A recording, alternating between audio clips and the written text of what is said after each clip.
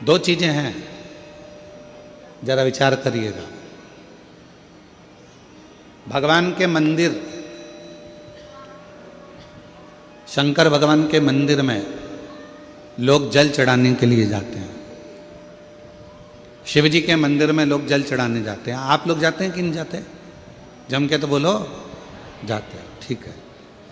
शिव जी के मंदिर में यदि आप जल चढ़ाने के लिए जाते हो और आपने अगर शिव महापुराण की कथा को सुन रखा है तो कथा में बारंबार आपको सुनने को मिलता है कि ये शिवलिंग शिव है, ये जलाधारी माँ पार्वती जी का हस्त कमल है, ये सामने से जो जल बहता है, राइट में गणेश है, लेफ्ट में कार्तिकेय हैं, बीच में अशोक सुंदरी है। शिव जी के ऊपर जो बूंद बूंद पानी टपक रहा है वो शिव जी की 5 लड़कियां जया, विषहरा, शामली बारी, दौतली, देव है।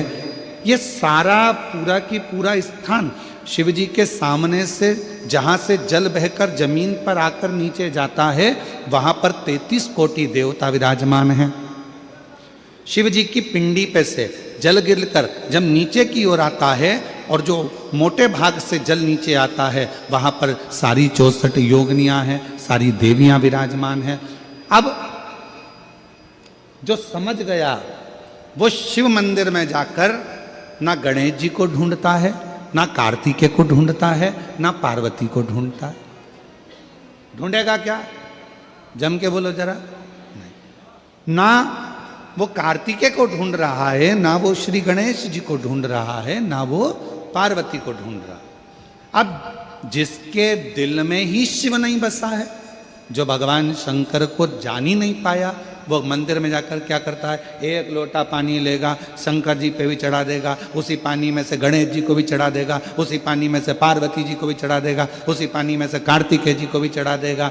अरे भैया, अगर शिव महापुराण की कथा सुनी है तो शंकर की कथा में आता है जहां शिवलिंग है, जहां शंकर विराजमान है, वहां जल पूर्ण समर्पित कर दो, सारे देवताओं में अपने आप पहुंच जाता है। उसको देना नहीं पड़ता,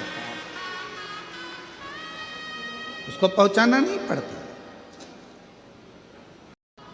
और ये गलती बहुत सारे लोग करते हैं। आप लोगों से निवेदन है, शिव जी के मंदिर में अगर जल चढ़ाने जाना है आपको तो पार्वती मैया को अलग से जल नहीं चढ़ाना, कार्तिकेय जी को अलग से जल नहीं चढ़ाना, गणेश जी को अलग से जल नहीं चढ़ाना। किसी भी मूर्ति पर शिव को जल चढ़ाने जाओ तो अलग से किसी मूर्ति पर जल मत चढ़ाओ, ना पार्वती जी को, ना गणेश जी को, ना कार्तिकेय जी को। अगर जल चढ़ाना है तो केवल देव अधिदेव महादेव पर चढ़ाओ, वो जल सारे देवताओं तक अपने आप पहुंच जाएगा, उसको पहुंचाने की जरूरत नहीं है। चलो और सरल भाषा में समझ लो। तुम्हारे घर में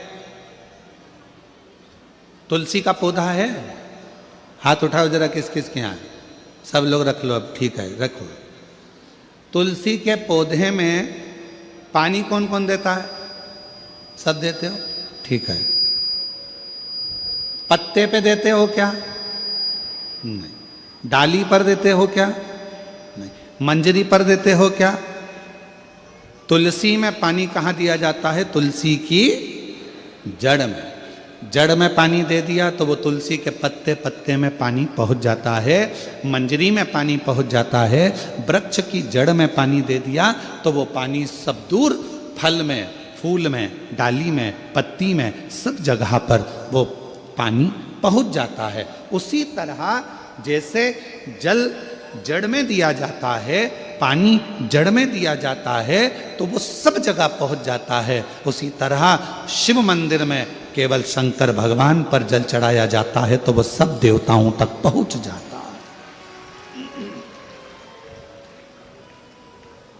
सब देवताओं तक।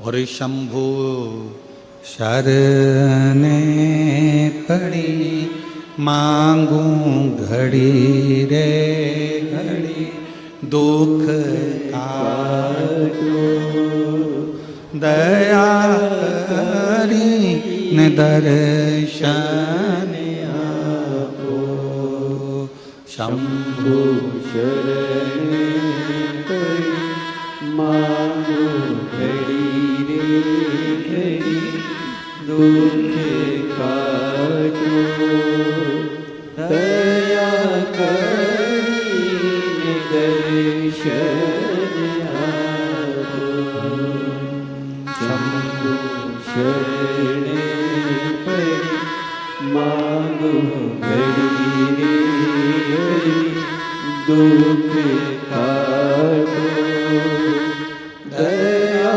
करीने दर्शन आपो। आपको अलग से जल देने की जरूरत नहीं है, पत्ते पर अलग से पानी डालने की जरूरत नहीं है, डाली में अलग से जल देने की जरूरत नहीं है। केवल जड़ में पानी दीजिए, फूल में, पत्ती में, फल में, सब जगह पर वो पानी पहुंच जाता है। उसी तरह अगर जल देना है तो शंकर जी के मंदिर में कभी भी जाओ, ना पार्वती जी को पानी चढ़ाना, ना गणेश जी को पानी चढ़ाना, ना कार्तिकेय जी को पानी चढ़ाना। अगर लोटा भर के जल चढ़ाना है तो किस पे? महादेव पर चढ़ाना, शिव।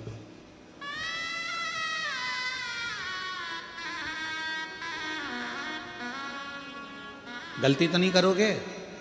बोलो तो जम के। कहाँ जल चढ़ाओगे?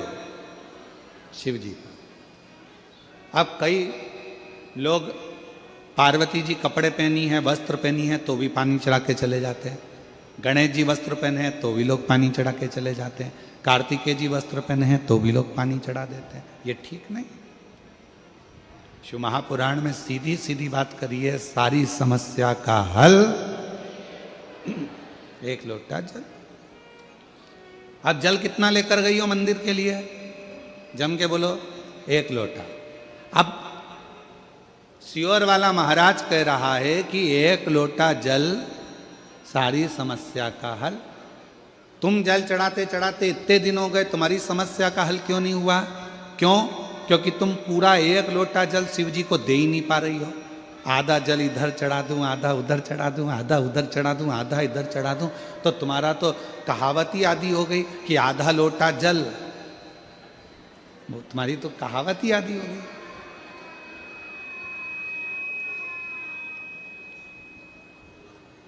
पूरा एक लोटा चढ़ा? अरे बोलो तो जम के। नहीं चढ़ा, नहीं चढ़ा। इधर पार्वती जी को चढ़ा दिया, गणेश जी को चढ़ा दिया, कार्तिकेय को चढ़ा दिया, और फिर शिव जी को जल चढ़ा रही है। या शंकर जी को चढ़ाने के बाद थोड़ा सा बचा कर इधर भी चढ़ा दूं, उधर भी चढ़ा दूं, उधर भी चढ़ा दूं, मन में रख लिया बचा कर। पशुपति व्रत की महत्वता में स्वयं शिव महापुराण में पाशुपत्य अस्त्र, पाशुपत व्रत और पाशुपत योग, तीन चीजों में पशुपति व्रत की महत्वता में यहां तक कहा है कि तुम पशुपति व्रत के लिए अगर कोई मीठा बना रही हो, प्रसाद बना रही हो, तो वो प्रसाद जितना बनाया है वो पूरा की पूरा लेकर मंदिर जाना पड़ता है। बोलो सही है कि गलत है?